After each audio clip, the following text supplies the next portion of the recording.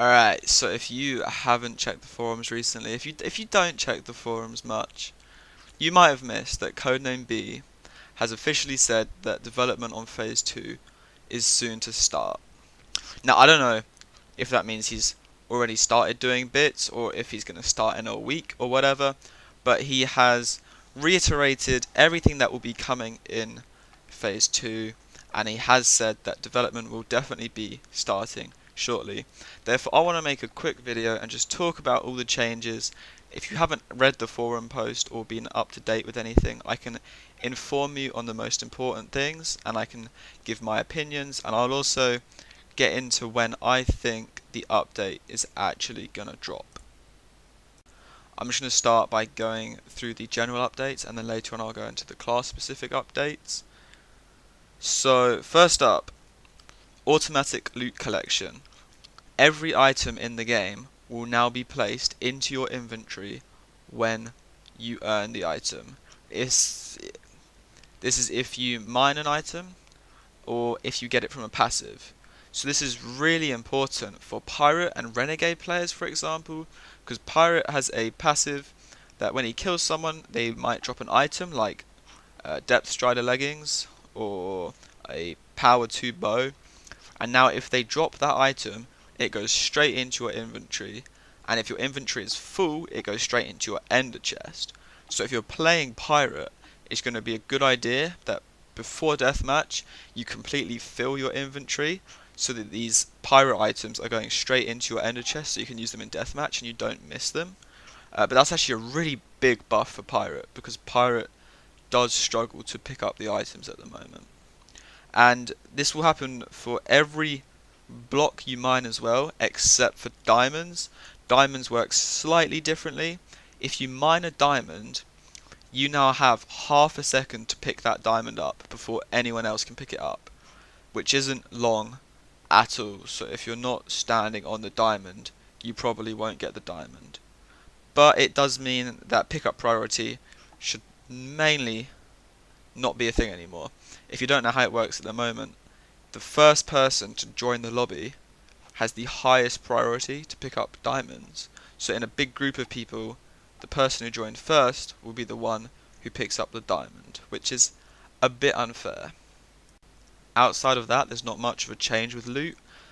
Chests will now spawn based on a incrementing probability.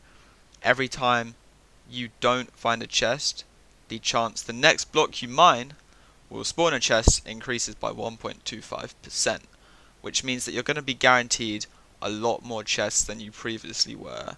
You can probably predict how many chests you will get a lot easier. And this also happens with Enderman and Arcanist. They both have abilities that break blocks, and those blocks do increase the chance at spawning a chest as well, just at half the rate. One interesting thing to note is that bows no longer spawn in chests. They are now included with every single class. So every time you respawn, you will have a bow in your inventory, and because of that, you will now find arrows more often. One thing that's really annoying at the moment with chests is that when you're trying to run away from someone by mining underground at bedrock, chests will spawn and they will stop you from being able to mine because you haven't got your axe yet or anything, and they are accounting for that by making it so if there is an enemy within 25 blocks of you, you will no longer find chests, which means that you can keep on mining and running away without any penalty. In order to make Mega Walls more competitive, classes will no longer have probabilities associated with their abilities.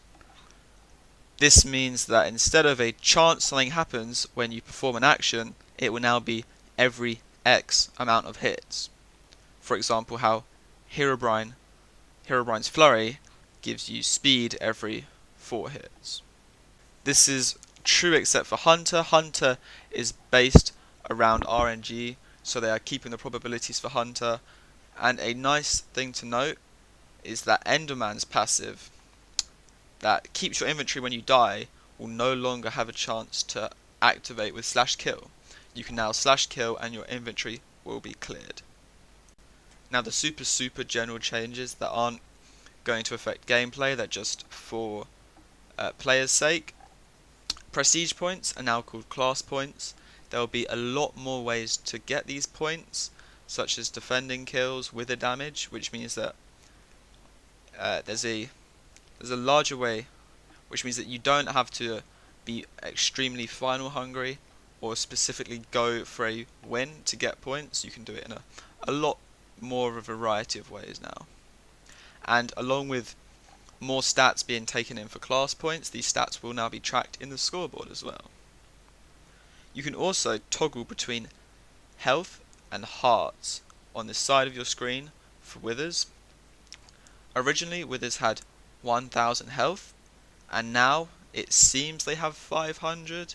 That's not the case, it's just that they have 500 hearts, but each heart is made up of 2 health points, so they actually still do have 1000 health, but the admins decided to change that, where you can now choose whether you want to see 1000 health or 500 hearts. You can also choose when you want to see a warning as to when your wither's about to die. You can choose the specific amount of health at which a warning will flash up on your screen saying your wither is about to die, which means that you can play to your preference on when you want to slash kill. Also, there's no more seeds. When you break wheat, you will no longer get ridiculous amounts of seeds. Or poisonous potatoes, but people like poisonous potatoes. I do, at least. And finally, the energy cooldown system will now be more lenient to the users. If there are times where you hit a player and you don't get energy, that should happen a lot less now because the server's going to be a lot more active in giving you energy. It will be a lot more lenient to detecting hits. Now I'm going to move on to the class changes. The first class is Skeleton. Skeleton now gets energy based on how charged its bow shot is, meaning that uncharged bow shots only give 10 energy, whereas a fully charged bow shot will give the full 20 energy. This may seem like a nerf. I don't think it will impact players that much. You should really be trying to go for fully charged shots anyway. And if you do go for uncharged shots, there were often, I'm not sure if it was a bug or if it was intentional, but you wouldn't always get energy if you were properly bow spamming someone. So I don't think it will impact anyone that much. And on the flip side, the explosive arrow now deals a set amount of damage. It now deals 6 damage. It used to deal a percentage of someone's current health, which meant that when they're very low, it does no damage at all. So overall, I think Skeleton is going to be a bit stronger than it was. I don't think it's going to change much, to be honest. But when players are getting lower, you can still bow them to death a lot easier than you would have beforehand. Moving on to Zombie. Zombie's getting a small nerf. Its Berserk now has a 75% damage boost. It used to be 100%. They've nerfed that just so that these strength classes, Herobrine and Dread, have higher damage boosts than Zombie. But Zombie's Berserk is kind of unpredictable anyway, and being dropped a tiny bit won't affect the class too much. Next is Creeper. Now, Creeper, in my opinion, is getting some really nice buffs. I currently think it's somewhat viable, but people just don't play it because there are classes that can deal a lot more damage with less punishment. But after this update, there will be a lot more Creeper players. There won't be a significant amount more because it will still be a rare class that not many people have invested into, but we will see more Creepers. The Detonate is now going to activate after only 3 seconds instead of 4, which means that you can be pumping out damage a lot quicker, and it will have a bigger radius, and the radius will be visible with a particle effect. The TNT that Creeper can place on the floor will now damage the Creeper itself, and because Creeper's leggings will have less blast protection, it will do more damage than it could do if it damaged Creeper at the moment, but that's fine. It would also give Creeper speed 2, it would no longer knock teammates away, and other than that it's going to pretty much work the same. The kit does also get 5 TNT more, which does mean that Creeper has just a little bit more to help it run away in situations, as well as a bit more damage. However, the Prime TNT is losing a lot of damage. It will no longer deal true damage, it will deal damage like regular TNT does. So it will deal overall less damage with the TNT, whilst dealing more damage with Detonate, and also getting speed 2 from Willpower. So overall it definitely is getting buffed, and I think Creeper players are going to be very happy with the buff. Enderman is also getting semi-revamped. It's now going to get 20 energy per hit from both melee and bow shots, and that will not be reduced after teleporting, which means it will always take 5 hits to get the ability. Enderman will now also receive healing for assists, and this healing will happen throughout the pre-game. You do not have to wait until deathmatch to get healing from killing people. And overall I think this is going to buff Enderman. I don't think it's going to be a significant buff. It's going to take a lot to get Enderman to what it was like way back when Enderman came out with the anti-knockback and people loved it. But I do think that small updates like this will definitely help. As for Herobrine, it's not really getting changed at all. The potions will now add health to Herobrine instead of being a mix of regen and instant health.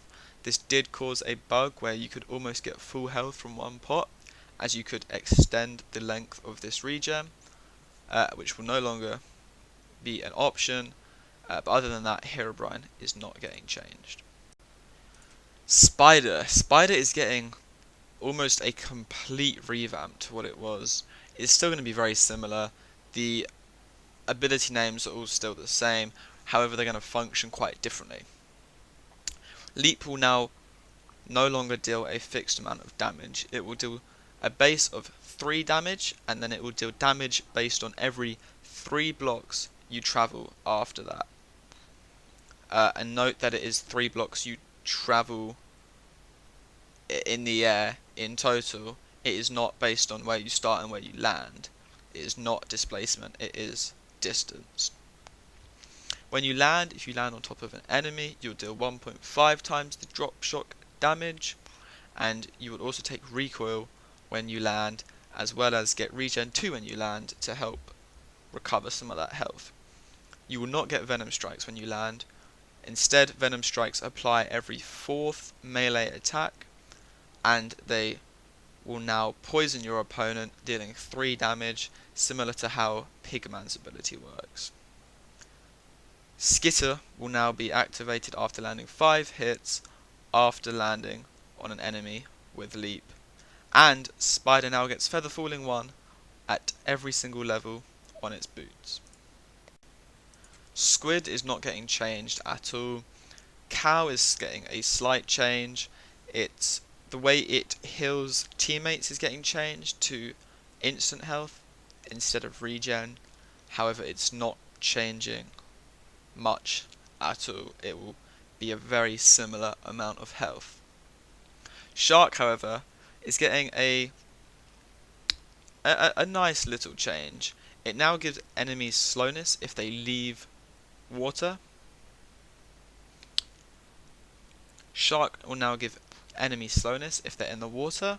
This slowness does not affect someone in water, so it will only affect them if they run away from the water.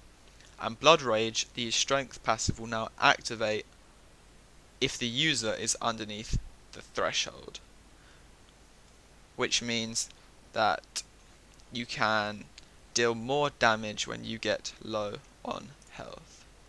As for Dreadlord, the Shadowburst skulls will now have a hitbox. That shouldn't really change anything. It might mean there's better collisions, I don't know yet. However, all of his passives, all of his percentile passives are now becoming, they're no longer probability based. They will happen every certain amount of hits, and that does mean that when there's a good chance that he can often regain health 3 times in a row if he gets lucky, that will now activate every certain amount of hits, which in my opinion, whilst the probability to hit trade is going to be constant. I feel it might actually nerf Dreadlord a slight bit, because the burst healing you can get when you suddenly get 2 instances of healing from your passive is actually kind of nice, and it's kind of useful. Shaman is not being changed at all. However, Arcanist, I'm kind of excited for the Arcanist update. Its ability will now deal splash damage, and it will also still pierce enemies, which means that every time you use a beam, which you can get every 2 hits, bear in mind, you're going to be hitting everyone in an area, and also piercing. So you're going to be hitting a lot more people than you currently do, because they do not have to be stood on top of each other to hit them, which means that in an a lot v1, Arcanist will now function very similar to how Herobrine does. And I'm not sure if it will out damage Herobrine, we'll have to see, but it should do, based on how Arcanist performs in a 1v1. It can beat a lot of classes. It can probably beat more classes than Herobrine can. So I'm thinking that Arcanist is going to be played a lot more after the update, along with Creeper. I think both of them are going to just provide really good alternatives to Herobrine and Dreadlord, because they can both deal a lot more damage.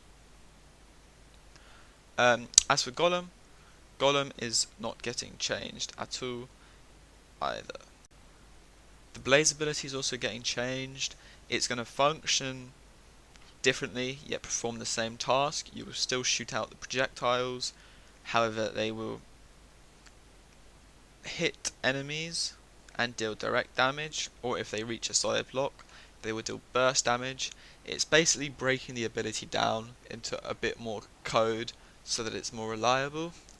And they're also going to get rid of the visual glitch, where it looks like your fireball is heading off to the side.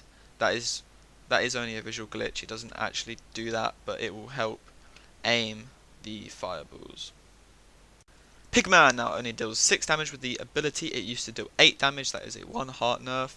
However, it does get strength for 2 hits, which give it plus 25% damage. If they're both crits with a diamond sword, that is a nice amount of damage, to be honest, and it makes up for the 2 that you lose. However, you no longer get resistance with the ability. Other than that, Pigman is staying the same. Pirate is also getting quite a few changes, along with the fact that the kit items now get placed directly into your inventory. It has updates to its abilities. Cannonball has a bigger radius. It means it will be easier to hit the ball, and the cannon's ball damage will not half if it goes through a teammate like it currently does. It will deal the full damage passing through a teammate. Angry Birds now deal less damage. They are capped at 6 damage when you have 6 parrots around you, which is 1 more than you can currently have. However, you can choose how they act. You can either have them guard you, like they currently do, you can have them lock on to an enemy when they are in a radius of you, or you can have them not attack anyone, so you can build up the burst damage. Sea Legs, the ability that you get when you're on low health, will now give you Absorption 2 as well. And there's a few changes to the mining ability. You will no longer get fish. After your wither dies, the stake can stack with other stake, and the flame sword now has 2 more durability, and the power 2 bow is now only power 1, which is overall I think going to be a buff, especially making it easier to hit the ability and control the parrots. It does mean overall you can control your burst damage a lot more. I think that with the guaranteed kit items, Pirate is going to become very scary. Hunter's main change will be with its mobs. Its cow now has resistance too, which means it can soak up a bit of damage, I think is what they're going for. I don't know if that'll be noticeable. You can also control the pig. You can choose when it spawns, and you can ride it at a very fast speed. I'm not too sure what this will help. It might make your hitbox smaller and harder to hit. It will also be harder to control though, so it's kind of interesting. Mole Man is getting some interesting changes. It now gets absorption and resistance when it uses dig. It's not much absorption, it's not much resistance. It won't be noticeable. I suppose the 2 hearts might help in some situations, but overall it's just a nice little buff that it doesn't really need. But it can now find junk apples, which kind of function like golden apples, but they don't give the absorption. They just give regen 2 for 5 seconds, and that is guaranteed every 200 blocks you break with a shovel. Other than that, it no longer has pots which give regen, similar to how the Herobrine pots will now function. It would just give a instant amount of health. I do think that it's an interesting update. I don't know how much it's going to change Mole Man. I don't think it's going to do much at all, to be honest, but we'll have to see. And now my favourite update, the Werewolf update. Werewolf doesn't need an update in my opinion, it's already so strong. Yet it's getting a lycanthropy change that almost brings back the old lycanthropy, and I can't believe it, to be honest. After the speed 2 has run out, Werewolf will now deal area damage, up to 6 damage, true damage, based on how many unique players he has hit during that time. And it's going to heal for 30% of that damage, which means that you can heal up to a quarter of your health, up to 12 health, by doing almost nothing extra on top of what Werewolf already does. Werewolf does still get healing whilst the ability is active as well, even though it no longer does true damage whilst the ability is active. And overall this means that Werewolf is going to be tankier, and Werewolf is going to deal more damage with no downside to the class. Phoenix is one of the classes that is getting changed the most, and I think Phoenix mains are already so invested in Phoenix that it's not going to affect them much. It's just going to change up their playstyle a bit. Spirit Bond now no longer is an actual bond. Instead, you use your 100 energy, you send out a chain heal that bounces around teammates, healing them for a percentage of their health that decreases each bounce, and also giving them a percentage 200% of their highest energy per hit value, and it then bounces back to you and heals you for 50% of the total health. Now for 100 energy, this is going to be really odd for Phoenix players, because before they've only ever had the ability they use with their bow that cost 26, 27 energy. So saving up to 100 will feel very different for Phoenix players, but I think it's going to be a very rewarding ability, and you also still have the Sunray ability. That means you can heal players over time as well for only 25 energy. You can use 4 Sunrays, or you can use the new Spirit Bond and do the chain heal. But that does mean that the old Spirit Bond is gone. You can no longer bond to teammates, you can no longer res teammates, you still res yourself though. And the new Sunray will send out a trajectory based arrow, similar to the explosive arrow Skeleton has, which means it will be easier to judge where your Sunray is going to land. The only assassin change is you can no longer remain invisible while attacking withers. That is a fairly big nerf to assassin, but to be honest, his sharpness 1 diamond sword still makes him a brilliant rusher, and the fact that you have invisibility means that you can still sneak into withers. Okay. With Renegade now deals up to 8 damage with Rend compared to the 10 it did previously, but it has a much larger range to activate the Rend, which is really good. And furthermore, you now get a message in chat saying how many arrows an enemy has stuck in them, to tell you, basically to tell you when to rend. It says when they're going to fall out, so it gives you a time period and a amount of damage, which is really helpful. And potions now drop in stacks of 2, so, and they give regen 2. They give regen 2 for 7 seconds, and drop in stacks of 2. But they only drop every 7 kills, which means that in a normal game you're only looking at getting 4 to 6 potions realistically, unless you really are lucky and get a lot of kills. But the potions are actually so much more useful. That regen 2 is going to be so helpful. And as for Snowman, Blizzard now gives regen 1 while active. Seeing as you can have this active the whole time you're in a fight, it means you've got permanent regen 1 for you and everyone around you. It's not an overpowered buff at all. Regen 1 is just a nice little boost that will keep Snowman alive a bit longer in a fight. And you now spawn Snowman without doing anything until your wither dies. You just Snowmen will keep spawning in the background every 45 seconds, which means that you have snowmen pre-game, you do not have to build them anymore. And Snowman is now becoming an iron class. It will now get 4 ingots every time it finds a pumpkin, and 2 ingots every time it finds a snow block. This means it is definitely going to get enough iron for itself and at least one other teammate, because you do want to grind those pumpkins. I'm sure it can probably get it for a few teammates, which is really good. Automaton is also getting some very interesting changes. It no longer has the energy draining ability. Instead, it now has an ability called EMP, which sends out the pulse similar to the before, and this pulse deals 3 damage to enemies, siphons 30 energy from them, gives them weakness 2 for 6 seconds, and gives teammates in the area 30 energy. This is going to make him a lot more of a support than he previously was. Whilst he was a support before, he honestly could still solo kill enemies probably easier than he can now. The ability to drain other people's abilities did mean that he could fight a lot of classes, whereas now he's going to struggle to do that more, even with the weakness 2. But he will be giving his teammates 30 energy every 6 seconds. Every 6 seconds is when he can use his ability, which is a really strong support. And I do think Automaton is going to get used a lot more now. He also gets true damage when he is attacked, which is kind of similar to how his ability used to work. And health potions no longer give regen, they will just give you straight health. Anyway, that is it for the update. I'm most excited for Werewolf, Creeper, Pirate, and Snowman. Oh, and Automaton. I think these 5 classes are getting some really nice buffs, some really needed changes that are going to make them played a lot more. I don't think any of them seem overpowered. I think Werewolf might be overpowered.